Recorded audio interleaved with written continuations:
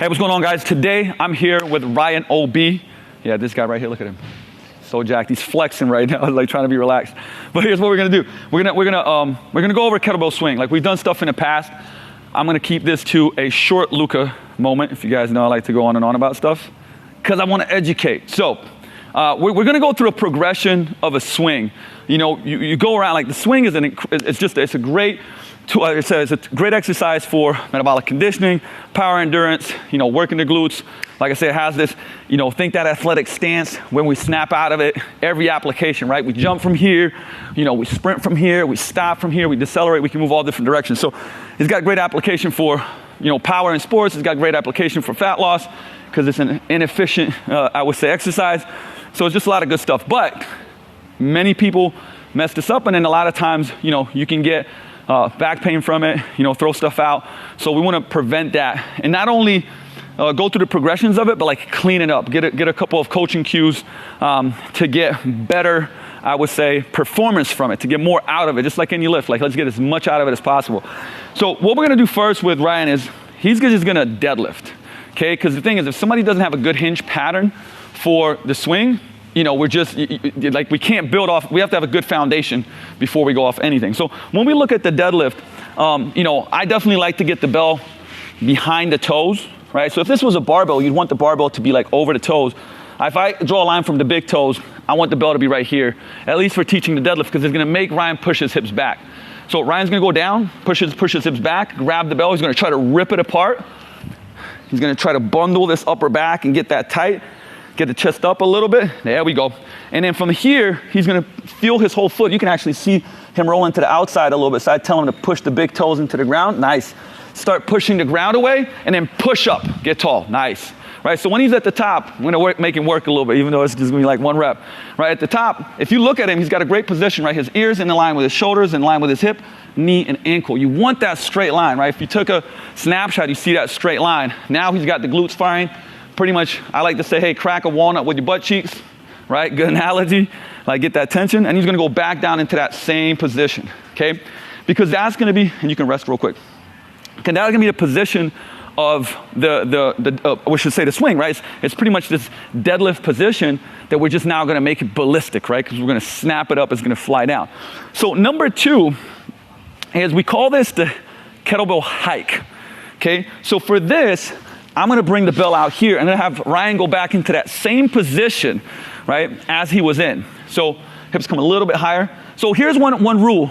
You want the hips above the knees, right? So watch. Hips are above the knees, shoulder is above the hips, okay? That's a good kind of like cue to know that you're in pretty good position. Everybody's got different anatomy, so it's gonna be a little bit different. Now, Ryan's gonna grab the bell and he's gonna lean it down and pull it in with the lats a little bit, right? So right now, if I'm in front of him, I still want to see the logo on his chest. So he wants to, the chest, there we go, chest is a little taller. So what he's gonna do is he's gonna keep his lats tight, his hips in the same place, and he's gonna throw the bell back and then put it back in the same place without moving his hips. All right, so let's just do a couple hip hikes. So throwing it back and put it right back, good. Snap, good. Try to keep the hips in the same place. There we go. Let's get two more. Good, keep those lats tight, pull it back, and break. Right, so what we're teaching right there is this first part of the swing, which is throw it back before we're gonna snap, okay? So I always say in jiu-jitsu, you say, hey, position before submission, right? And anything else, you wanna have good foundation to build on, because if you don't have that, what ends up happening is, man, you can't have a great rep off of a crappy foundation. Just can't. Like everything is made of components, right? So when we look at a lift, if something's not working, we're gonna break the components down and build them up foundationally so that everything looks good together, right? So if you think about, I know I'm kind of going off here, but like, look, this is what I do. So if you think about the like barbell snatch, right? If somebody cannot, think about the barbell snatch. We start here. That's a deadlift / RDL, right? Then you snap it up and it's gonna fly up and go overhead. Now, that means that's three to four different movements. It's RDL, right? Then we have this we have a deadlift coming up. We kind of have a shrug high pull. Then we have overhead squat, right? Now, if you can't do one of those things well, how are you gonna do them all well together? It's impossible, right? I wanted to give that analogy because it's the same thing with the swing. If the person can't deadlift well, they're not gonna swing well. if they can't do the hike, they're not gonna be able to swing well, okay? Now, we're gonna build on this, right? So we'd work on that until it's crisp. And that person feels it in the right places. We got good posture. We keep coaching it up, right? We don't just sloppily go through it. Like, we coach it up. From here, Ryan's gonna go back into that same position, but now we're gonna do a one rep swing and bring it back to the same place and a stop. So he's gonna pull, he's gonna drag the bell back a little bit. So imagine dragging it with your lats. Yeah, there you go. So that's great because you can have a good kind of, tracking, right? You can feel it. So his lats are on. They're nice and tight. He's feeling his glutes. He's pushing his ground away. Now he's going to throw it back, snap into a swing, and put it back into the same place. Good. Let's go for 5 reps here. Throw it back, snap, let it fly, back to the same spot. There you go. Keep that chest up. Snap. There we go. And break. That's good. All right, take a little breather. So the thing is like when you do this, what it tends to happen is you don't have to think about anything else but that one perfect rep, right? So when I'm here and I'm snapping it back, I'm like, okay, I'm gonna drag this. I've got my hips in place. I feel that tension. My chest is nice and tall. My chin is packed. I'm throwing it back, snap, and put it back, right? And that's all I'm worrying about. What we'll do is we'll break this down to reps of 5, build it up to 10. And it's really hard because you got to keep those good positions. And only then will we start connecting it. Now, Ryan's done swings a bunch, so he's proficient in them. But what we'll do is actually a good example because even though he does this great, we're going to tweak some things. Right off the bat, we're seeing some stuff. And that's my mentality. You don't coach to good enough. You coach to perfect. And perfection doesn't exist. But what ends up happening is that you end up trying to continuously improve and get more out of the lift. So it's really easy to go oh, that's okay. We don't do okay, right? We shoot for the unicorn. And we're not stressed if we don't reach it, but guess what? That's always gonna incrementally push you to get better and tweak little things and get more out of your performance. So what we're gonna do is we're gonna have Ryan just do 5 swings, starting in that dead stop position, dragging it back, and then we're gonna break it down and we're just gonna coach and cue some of those things, okay? Get those lats packed, nice and tall, and snap. So connect them without the pause. Snap it. There we go. And break. Okay, so a couple of things. You guys watched that video. On the top, so he has a great hip snap.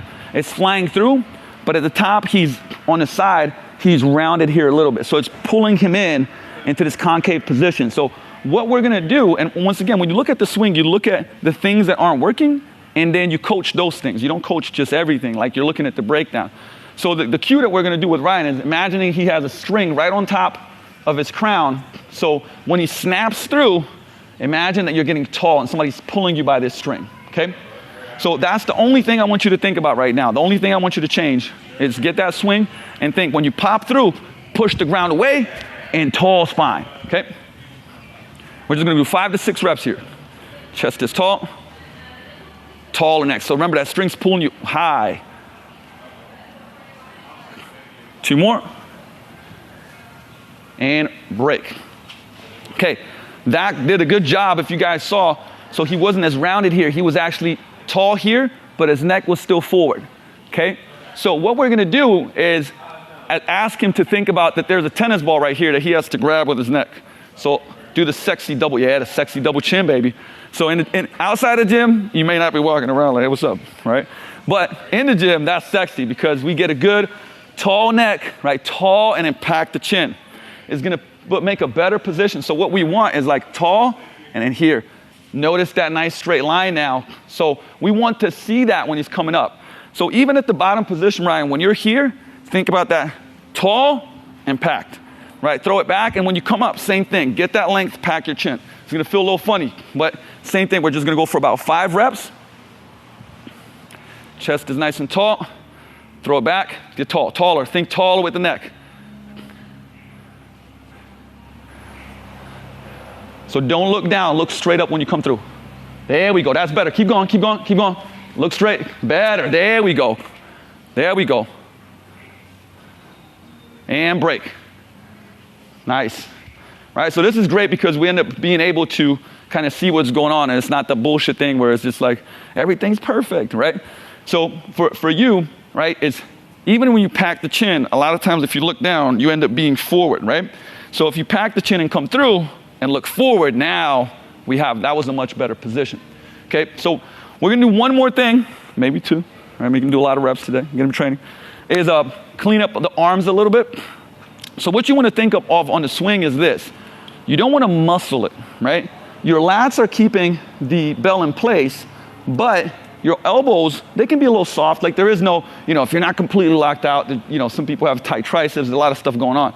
But what you want to see is at the top of the swing, you should be able to let it go, right? Let it go.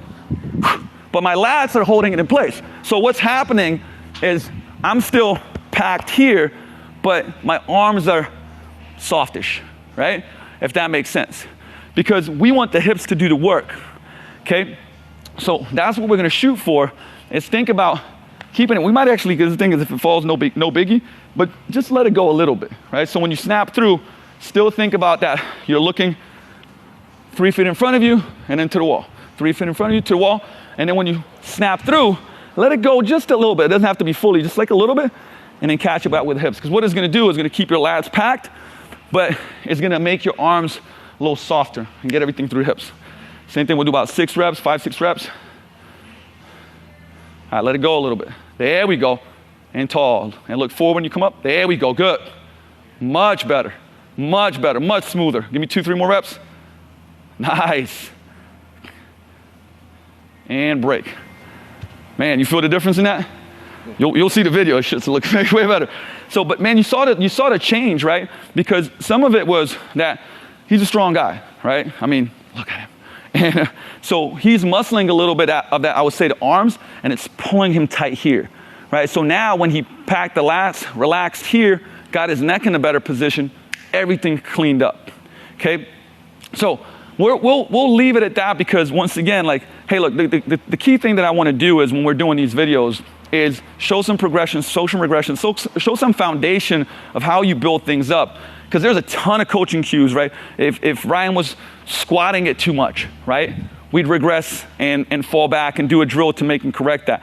If he wasn't locking out his knees, we'd regress and do a drill that helps him with that. If he wasn't pushing the hips all the way through, which a lot of people don't do, we'd create a drill to do that, right? But hopefully you can see like that we want to know how to deadlift well, to hip hike well, to do a single kettlebell swing with a dead stop, right before we connect it. Like we always want to break stuff down because a lot of times people come in and it's like, yeah, man, I've done a swing, I'm good, right? But the thing is they went straight from like, okay, cool, I'm just going to start swinging versus like building the foundation and getting every rep very, very crisp before we connect it, right? And it literally is, I mean, look, I do love analogies because like when you go to school, it's like, hey, 2 + 2 is 4, right? 4 - 2 is 2. Like you've learned the basics.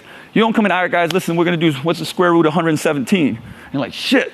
That's like jump. That's literally like if you don't do these basics to build up, now all of a sudden you're not going to be great at the more advanced stuff, or should I say, being like, because if you're excellent at the basics, that's why it's called extraordinary, right?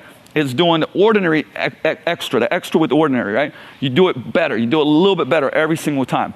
So take some of the cues, some of the things that we're looking at. Actually, I'll finish off with this. Breath work is so important. And when you swing up, like you want to exhale. Like, so here's because this is one of the things we see a lot, and I'll end on this note, right? When people swing, and Ryan did a great job of not doing that, so we didn't have to bring it up. When people swing, a lot of times they push through, and they don't fire their glutes, because their glutes are kind of like sleepy, and they overextend with their back, right? So now you don't have this, which is snap the hips, squeeze the butt, right? Crack that walnut, and now I got this nice straight line. So one of the ways to fight that, there's a number of ways. One is making sure that when you come up, you push the ground away, right? That's one. Number 2 is exhale. So when I'm swinging, I throw it back.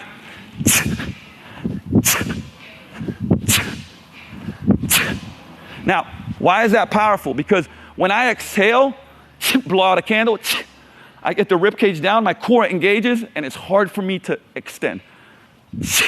Right? So when you breathe right, it keeps you in a good posture. Right? So big key, like usually when we have swing, we're doing swing circuits or on a minute every minute, and when people are doing it, you come into the gym, you're gonna just hear like, shoot, just like Rick, Bruce Lee ninja like, you know what I mean? But it really is powerful stuff, and we use that with all the different exercises because it really gets you, I'd say, core locked in, hips aligned. So That's the kettlebell swing, a chunk of it. Hopefully you got a bunch out of it, some coaching cues, some things to correct, the regressions, some progressions. And you know what? We're going to keep building us. I'll see you next time in Coach's Corner. Peace out.